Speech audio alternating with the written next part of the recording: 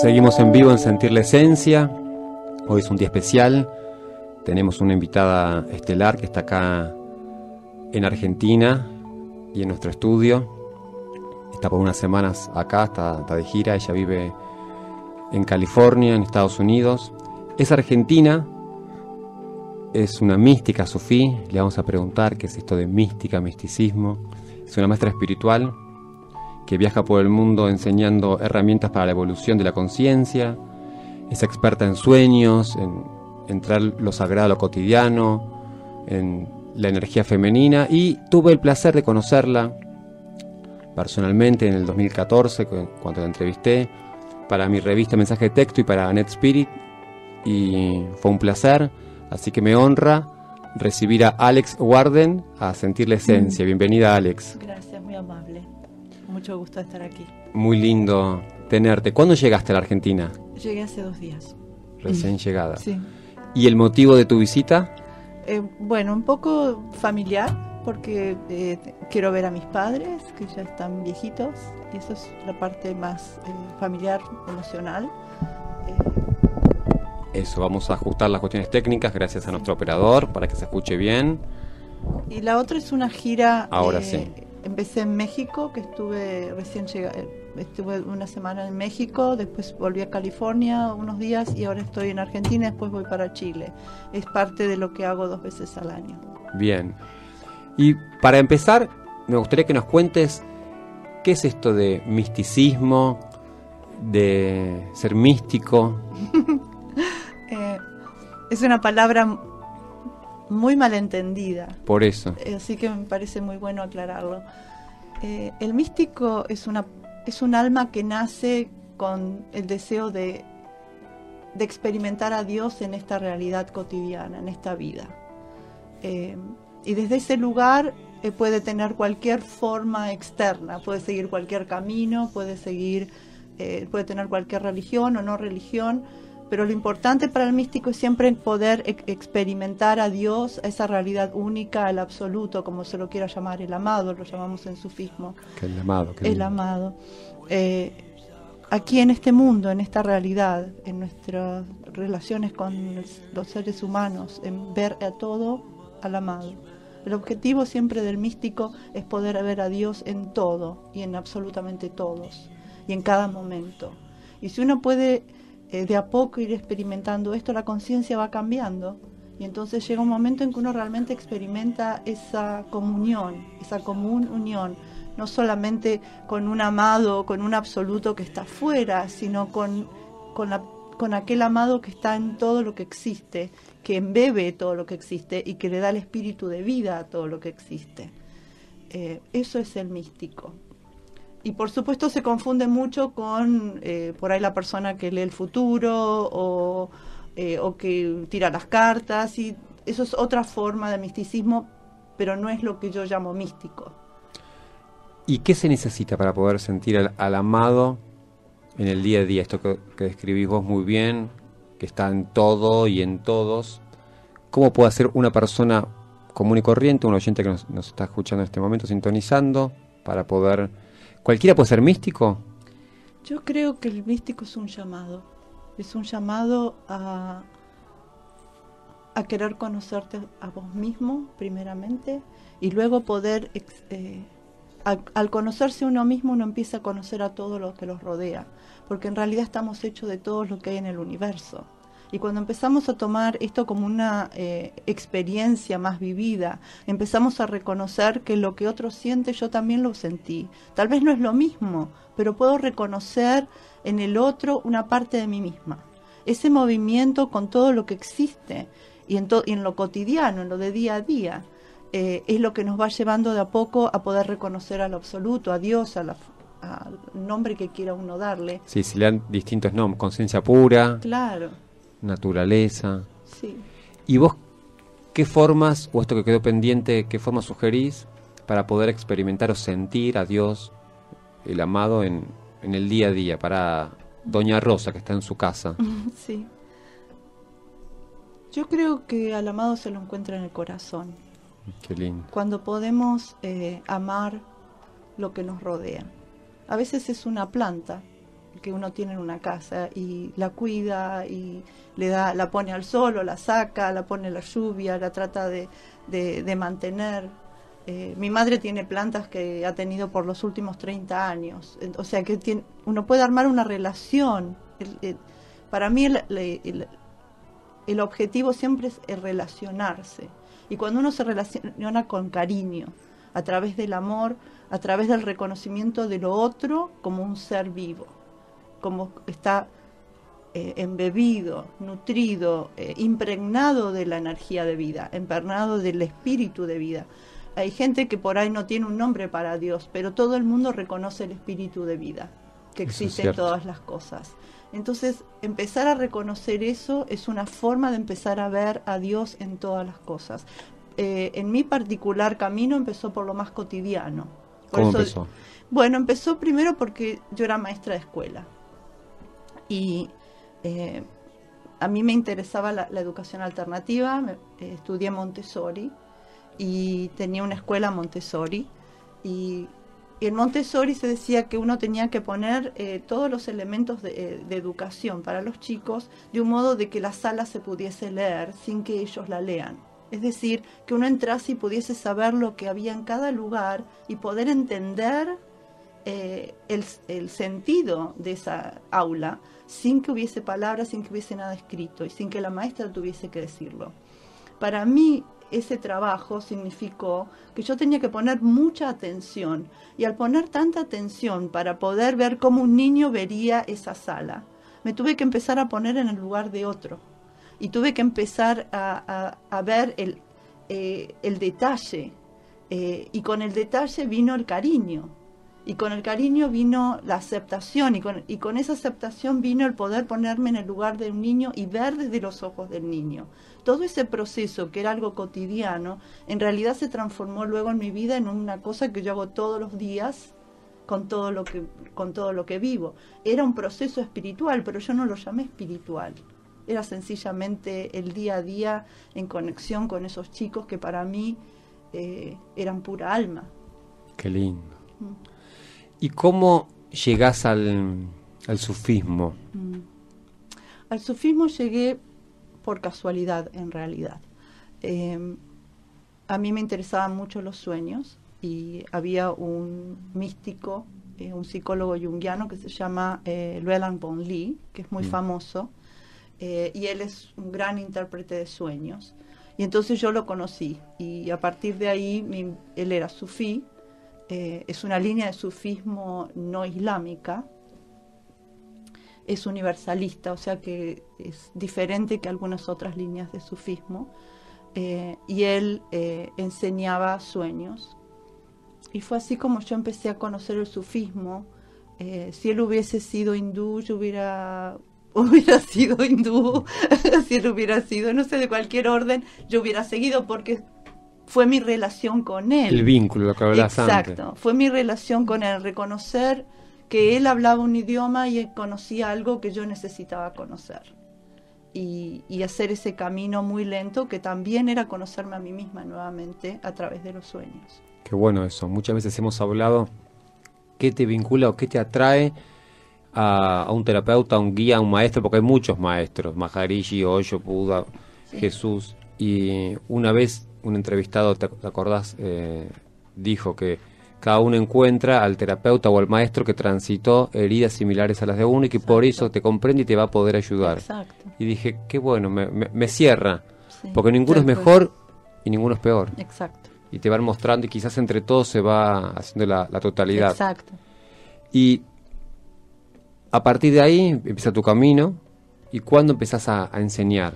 Cuando él me pidió. Yo empecé a estudiar con él en 1998, y en el 2007 él me pidió que empiece a viajar. ¿Muchos años de estudio? Sí. ¿Durante ese periodo estudiabas, practicabas técnicas? Sí, los primeros 3 años pasé en el centro de meditación. Yo pasaba unas 8 horas diarias. Mucho. Fue un trabajo muy, muy exhaustivo. Éramos 3 personas las que hicimos esto, y para mí fue como mis hijos iban a la escuela, entonces es como que todo coincidía, los dejaba ellos en la escuela, iba a hacer mi trabajo psicoespiritual, digamos, después los buscaba de la escuela y seguía mi vida en el hogar y Carson. Y su pareja, sí, ¿cuántas tareas? Sí, eran muchas. Después de los 3 años, mis hijos decidieron que no querían ir más a la escuela. Entonces empezaron a hacer homeschooling, que es escuela en el hogar. ¿Y quién les enseñaba? Y bueno, en parte En un tu poco caso. yo, en parte Carson, cuando volvió el trabajo, en parte ellos estudiaban solos, ¿Qué teníamos tarea? programas. Sí, hicieron todo eso hasta que terminó la secundaria.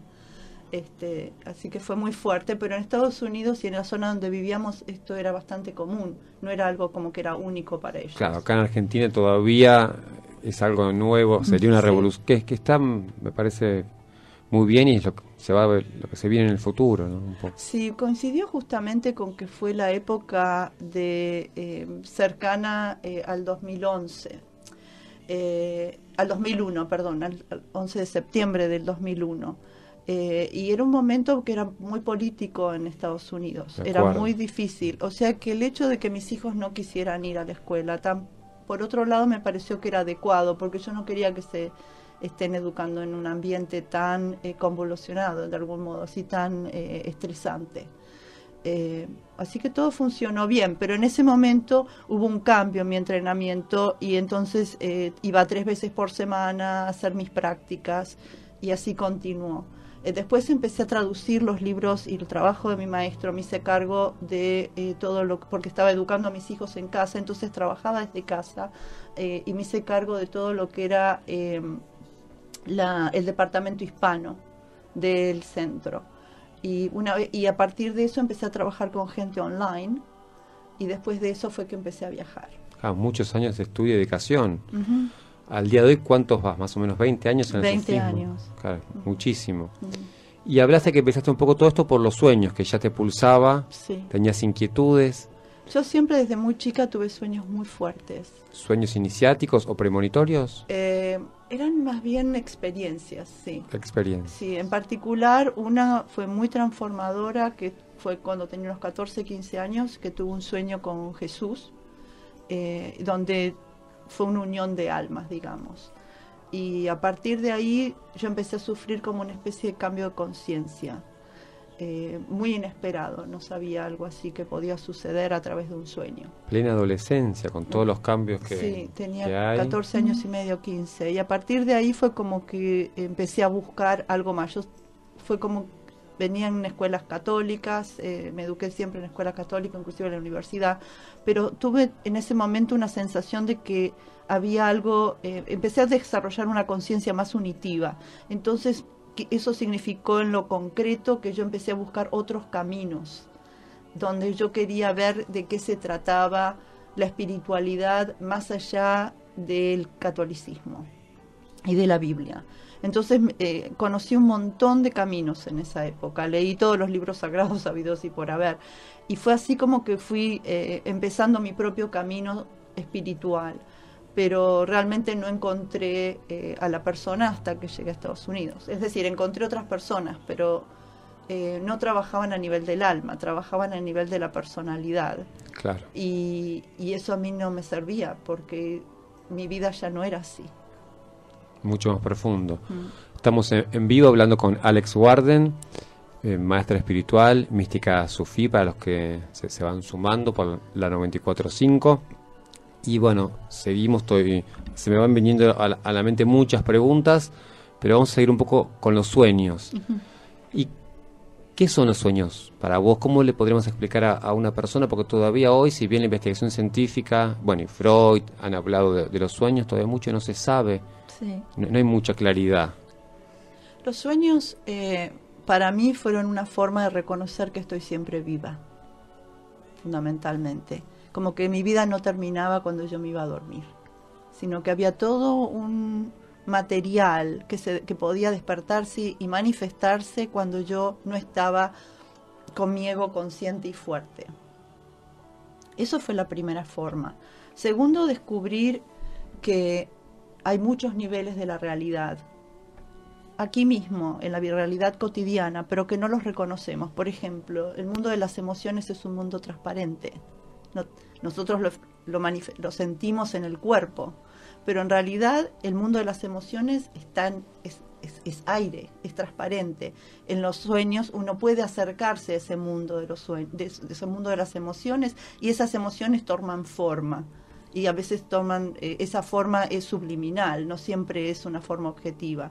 El mundo de las ideas también es un mundo transparente. Nosotros vivimos en todas estas, el mundo de la intuición, son todos niveles de la realidad diferentes que estamos todo el tiempo viviendo en ellos, pero no estamos conscientes. Para mí el estudio de los sueños me fue llevando a descubrir esos mismos niveles de una forma subliminal o de una forma más directa, y empezar a reconocerlos en mi vida cotidiana y descubrir que el ser humano realmente es multidimensional, y empezar a vivir ese aspecto multidimensional en la vida cotidiana y en los sueños.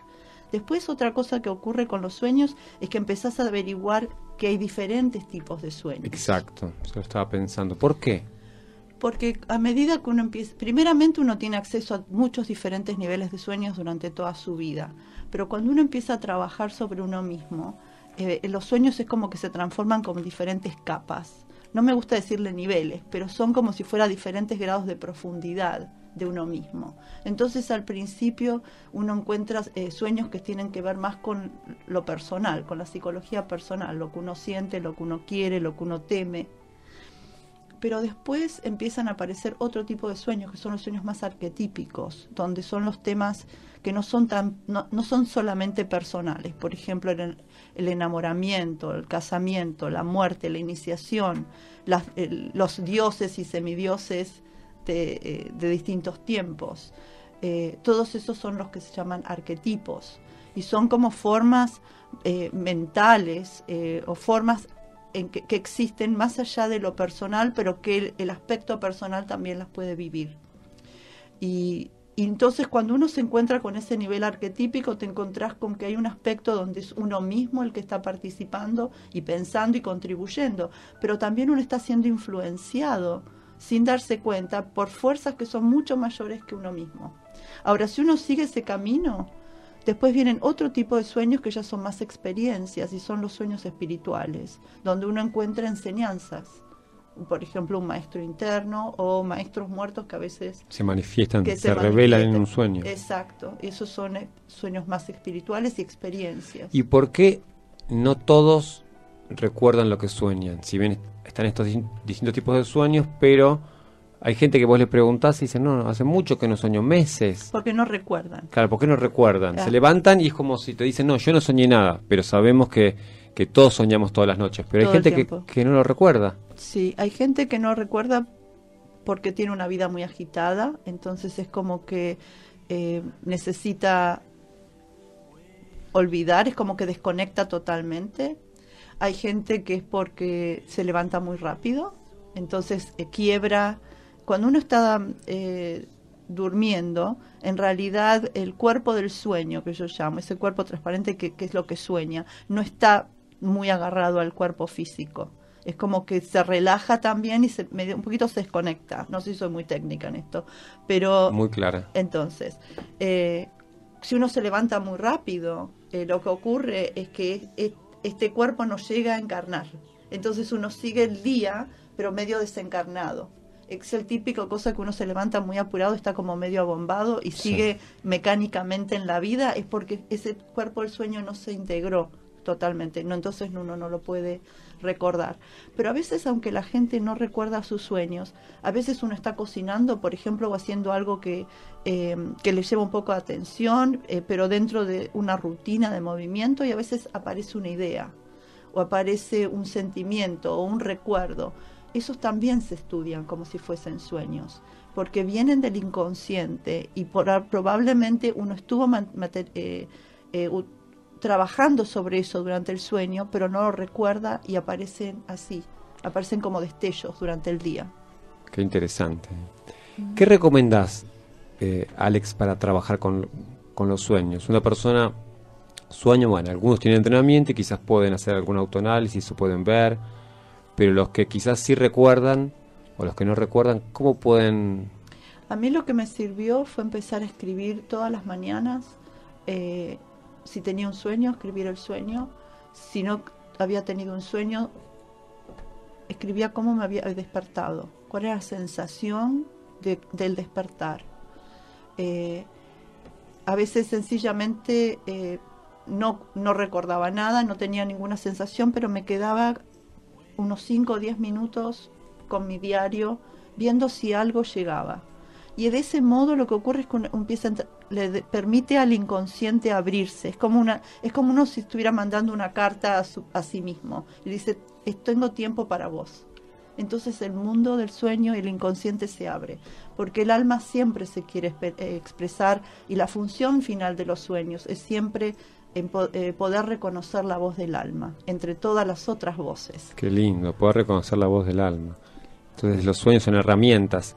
Y si no me equivoco, ahora vas a dictar un taller sobre interpretación de sueños. Sí, tengo varios. Ya que estamos hablando del tema, ¿cuándo es? El sábado en la Posada del Ser. Estoy dando en Martínez. En Martínez estoy dando un taller de sueños el sábado a la mañana.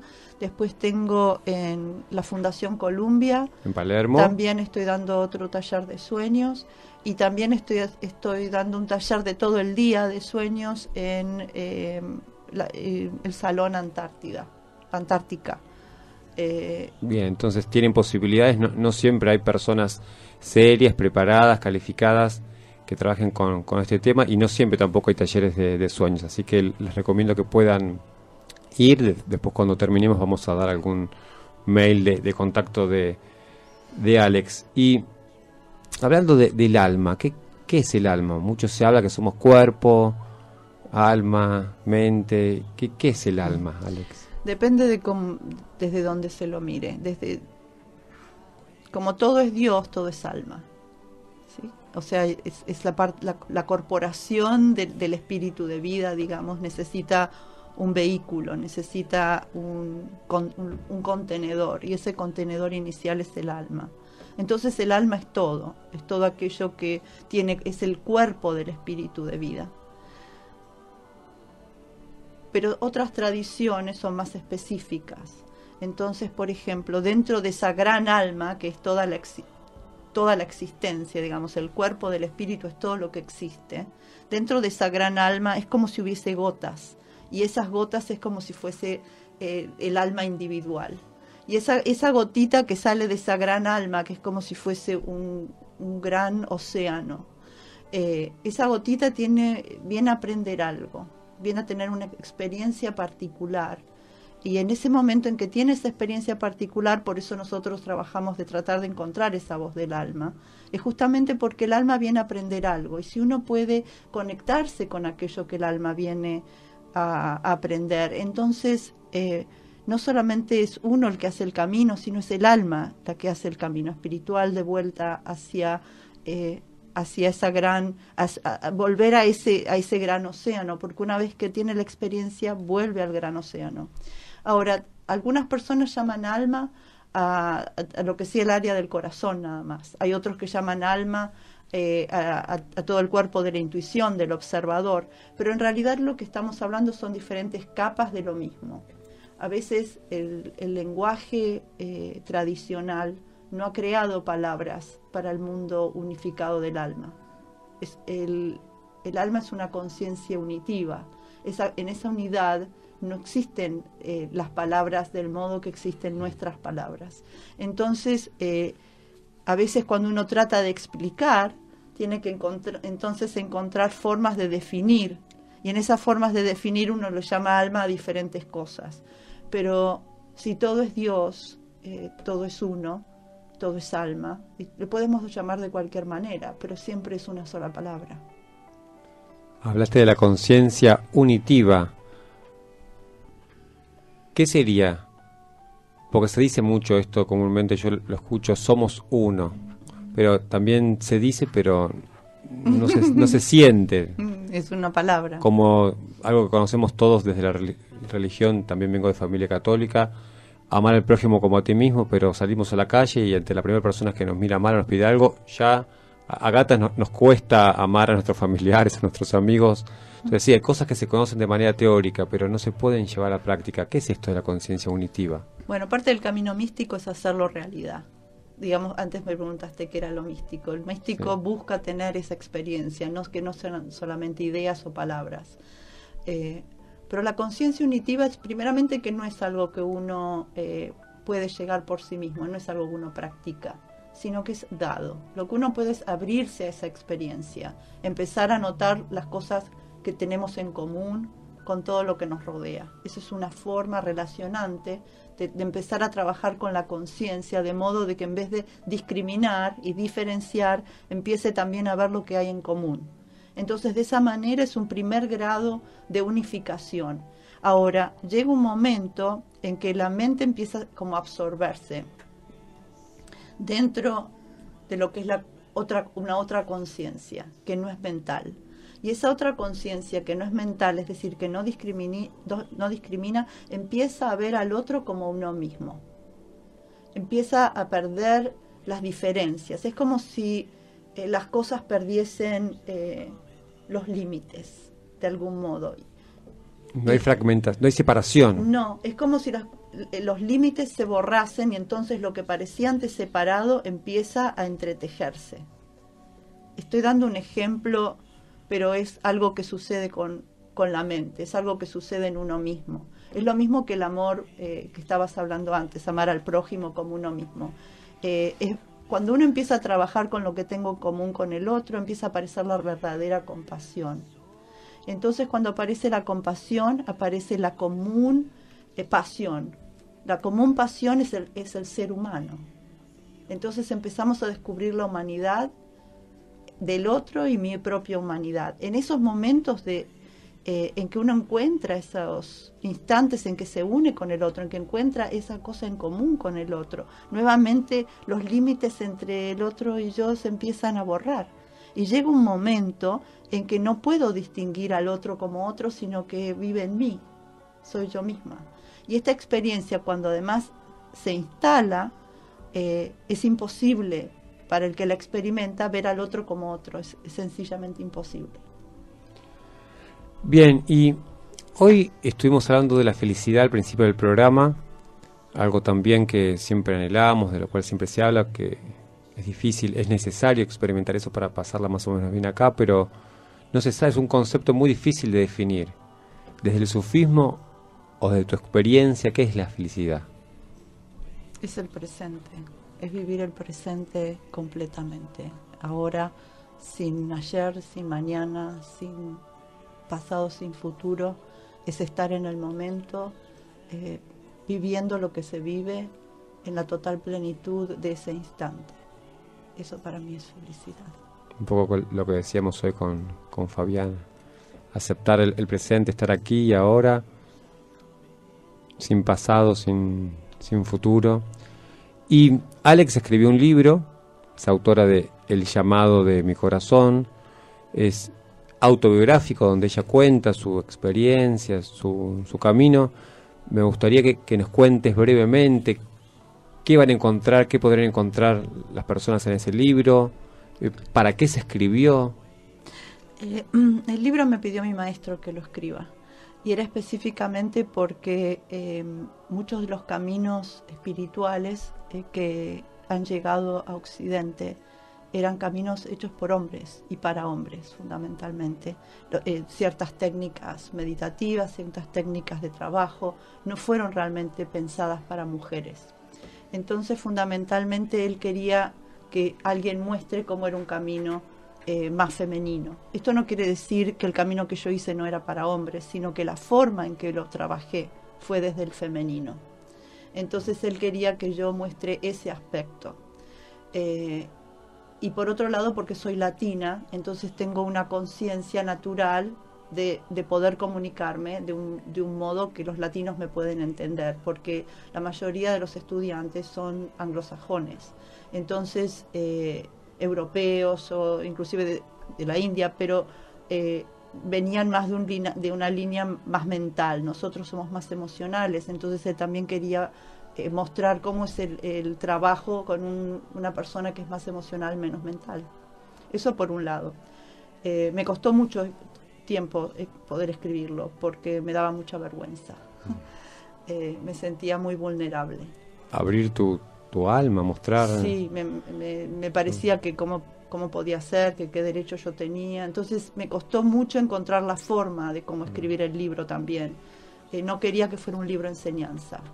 No quería decirle a la gente lo que tenía que pensar o decir o hacer, sino quería que la gente encontrase en el libro su propio camino. Porque yo creo que en esta época el camino es hacia la libertad individual. Qué lindo. Entonces, para mí era escribir de un modo que no fuese una enseñanza. Y eso también me costó. El modo en que encontré fue los sueños. Entonces escribí toda mi vida a partir de los sueños que había tenido y cómo esos sueños se fueron integrando en mi día a día y cómo el significado de esos sueños fue cambiando mi día a día. Porque también eso vi que podía ser una ayuda, porque la mayoría de la gente tiene algún sueño o tuvo alguna vez un sueño o una experiencia, y ver cómo puede entrelazarlo y puede empezar a traer ese tipo de conocimiento a su propia vida y le puede empezar a cambiar su propia vida a partir de algo que es personal e interior, en vez de que alguien de afuera nos diga qué es lo que tenemos que hacer. Así que eso fue el segundo sentido del libro. Y finalmente necesitaba que el libro transmitiese una cierta energía. Es decir, que ayudase a la gente, pero sin mis palabras. Sencillamente que pudiesen identificarse con mi propio sufrimiento a veces, con mis propias experiencias y decir, wow, yo conozco esto, yo sé de qué se trata. Entonces, al conocer una experiencia, uno puede seguir confiando en sí mismo. Si uno pone siempre las cosas lindas, es como que se aleja mucho del lector. Yo traté de acercarme al lector, de ser una hermana del lector, de modo de que encuentre en mí no una guía, sino un compañero de camino. Que se pueda espejar. Claro. Que vea tu proceso, Sí, y que se identifique con algo, y la mayoría de la gente se encuentra que se identifica con algo, y a partir de ahí empiezan su propio camino. Eso para mí me causa mucha felicidad. Qué lindo, inspirador. ¿Y dónde podemos conseguir el libro para los que no lo tienen? En Amazon está a la venta, y además ahora en Argentina también se imprimió, así que se puede conseguir por el momento, porque todavía no está oficialmente inaugurado, pero se puede conseguir ya escribiendo a unidadesencialargentina@gmail.com. Bien. ¿Y para los talleres, a qué dirección pueden escribir? También allí, unidadesencialargentina@gmail.com. Bueno, la verdad que es un placer hablar con Alex y hay tantos temas. Me gustaría escucharte, Fabio, a ver qué te fue resonando, qué fuiste registrando. Me gustó de Alex. Saber realmente a qué hacía referencia Alex cuando hablaba de misticismo. Cuando hablaba de lo que era ser místico, que tanto se confunde hoy en día. Que el alma nace con el deseo de experimentar a Dios en la cotidianeidad. Me pareció muy interesante saber que podíamos encontrar al amado en esta realidad, ¿no es cierto? Reconocer al otro es una parte de mí misma, es decir, esta descripción empática de encontrar al otro en nosotros mismos y de conectarnos con el otro y ser parte de ese otro y de ser uno, ¿no? De esa conciencia unitiva. Luego nos comentó sobre lo que son los sueños. Para Alex, los sueños son una forma de reconocer que ella está viva, el descubrimiento de que hay muchos niveles de la realidad en los sueños, que hay diferentes tipos de sueños, que tienen diferentes grados de profundidad, que hay sueños arquetípicos, relacionarnos con los sueños desde diferentes lugares, de diferentes planos. ¿No es cierto? Sí. Qué lindo. Hace la tarea. Sí. Nuestra panelista, Alex. Wow. Sí, realmente muy interesante todo lo que nos contó Alex. Y es lindo también los distintos matices, como casi en vivo otra persona puede transmitir todo este conocimiento, lo transmitiste muy bien. Va llegando también a los oyentes, está muy bueno. Gracias.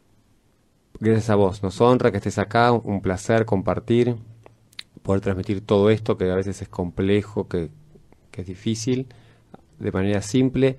Y para cerrar me gustaría que puedas dar algún mensaje para las personas que están iniciando su camino interior, como todos en algún momento lo hicimos, qué pueden hacer, o para también los que están sufriendo, más allá de que hablamos de la felicidad, de espiritualidad, hay gente que la pasa muy mal, hay gente que sufre, que no puede salir de esos enredos mentales. ¿Qué pueden hacer para empezar a revertir esa situación y experimentar todo esto que hablamos hoy, conectarse con lo sagrado, con lo amado? Una de las formas que a mí me sirvió fue conectarme con el corazón. Hay un ejercicio que es poner la mente en el corazón y tratar de sentir en el corazón algo que uno ame. Y a veces uno siente que no ama nada. Pero tratar de conectarse con algo que uno le guste, con algo que nos inspire.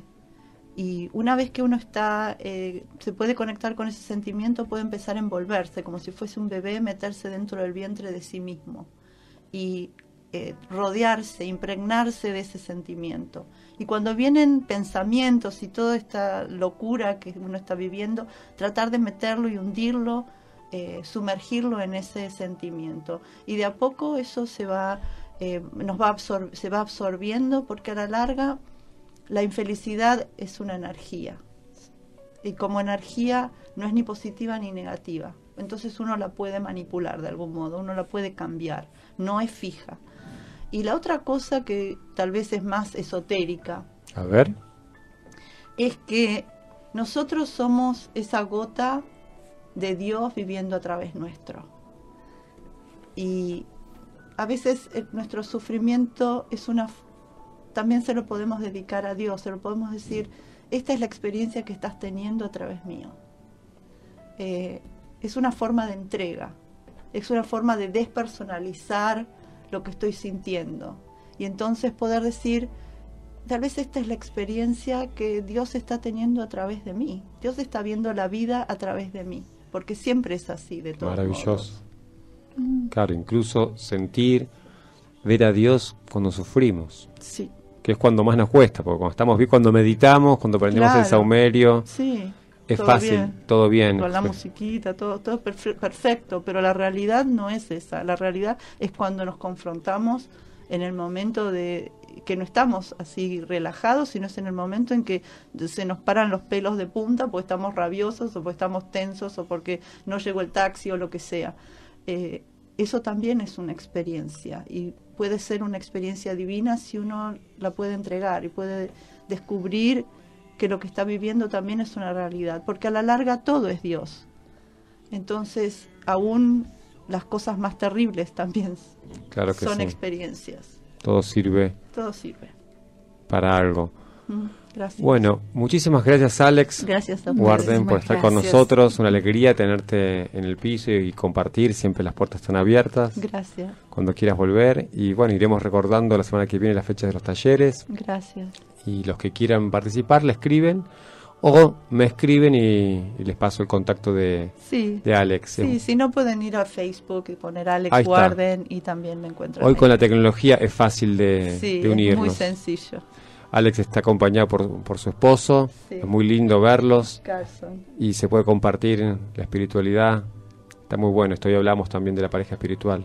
Qué interesante. De acompañarse, ¿no? en el camino. También un gran anhelo de todos, poder encontrar ese compañero o compañera y compartir el camino con todos los matices, con las alegrías, las tristezas, la luz, la sombra. Así que la vamos a despedir a Alex, todo, la conciencia de unidad. Todo como experiencia divina. No, y cuanto más cercano es, más aparece todo. Más aparece todo, sí. Lo estoy experimentando, sí. Claro que sí. Más aparece todo. Es muy lindo. Bueno, vamos a ver, seguimos con la música italiana hoy. ¿Estarán Andrea Bocelli y Marta Sánchez? Sí. Vivo por ella. Traten de reflexionar ahora todo lo que charlamos con Alex. los sueños, el alma, esto de experimentar al amado en todo y en todos. Conectate con tus plantas, con tus mascotas, con tu pareja. Sentí, cerrar los ojos y tratar de sentir también a Dios, en definitiva, adentro de tu corazón. Gracias, Alex Warden, por tu magia, y vamos a sentir la esencia.